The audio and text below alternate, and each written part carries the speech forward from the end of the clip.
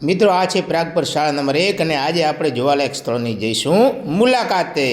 તો let's go with me.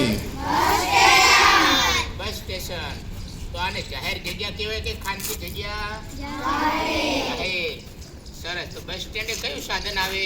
Bus. Very good. આપણી વચ્ચે ઓમ ભાઈ છે તો ઓમ જણાવશે બસ સ્ટેન્ડ વિશે. ઓમ જણાવો. મિત્રો આ છે બસ સ્ટેશન. અહીંયા આપણે પેસેન્જરો આવે અને અહીંયા બસ ઊભી રહી ને પેસેન્જરોને લઈને સુરક્ષિત જગ્યાએ મૂકી જાય. આપણે બસ સ્ટેશનમાં કચરો ન કરવો અને ગંદકી ન ફેલાવી. બસ સ્ટેન્ડને સ્વચ્છ રાખો. મારું ગામ સ્વચ્છ ગામ, મારું બસ સ્ટેશન સ્વચ્છ bus station. Very good, very good. મોટા ભાગે બસ સ્ટેન્ડ જે છે એ સરકાર બનાવતી હોય છે, પણ ઘણી વખત દાતા પણ બસ સ્ટેન્ડ બનાવી આપતા હોય છે. આ જે બસ સ્ટેન્ડ છે આ 1959માં બન્યું છે. તમે જોશો તો એક તકતી કોતરાવેલી છે. આપણે સામાજિક વિજ્ઞાનમાં શિલાલેખ આવે, બરાબર? પથ્થર ઉપર કોતરેલો લેખ એટલે શિલાલેખ, જેને અભિલેખ પણ કહેવાય. તો તમે જો શિલા ઉપર લેખ કોતર્યો છે. સ્વ માતૃશ્રી ઉમરબાઈ તે સા ચાંપસી ભારમલની વિધવાના સ્મરણાર્થે તેમની સુપુત્રીઓએ જો એમની દીકરીઓએ બસ સ્ટેન્ડ બનાવાય. બસ સ્ટેન્ડ બંધાવીને શ્રી પ્રાગપુર મહાજનને અર્પણ કરેલ છે. તારીખ 1/11/1959, બરાબર? એટલે 1959ના વર્ષમાં બસ સ્ટેન્ડ બન્યું હશે. એના પછી રિનોવેટ થયું હશે અને અત્યારે તમે જુઓ કે સરસ મજાની હાલતમાં છે, બરાબર? અવારનવાર બસો પણ અહીં આવે છે. આપણે જોઈએ એક સરસ બાળગીત છે, મારી સાથે ગાજો.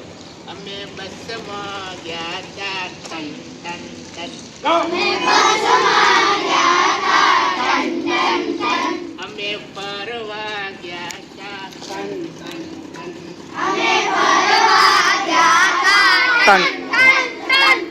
બસ તો આવીને ભીડ તો ભાગી, બસ તો આવીને ભીડ તો ભાગી, ધક્કા મારતા હુર્રે હુર, ધક્કા મારતા હુર્રે હુર, બસમાં ગયા તા ટન ટન ટન, અમે બસમાં ગયા તા ટન ટન ટન, અમે ફરવા ગયા તા ટન ટન ટન, અમે ફરવા ગયા તા ટન ટન ટન. સરસ. બસ સ્ટેશન બનાવી આપ્યું છે, બરોબર? તેમના માન આપીને આપણે 3 તાળી 3 ચપટી 3 લાડુનું માન એમને પણ આપ્યું, બરોબર? ચાલો.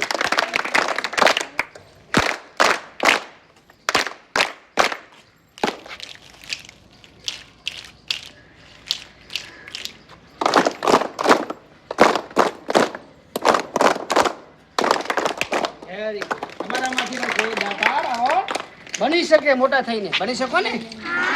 હા, તો એમને પણ આપણે માન દેવું ખપે ને.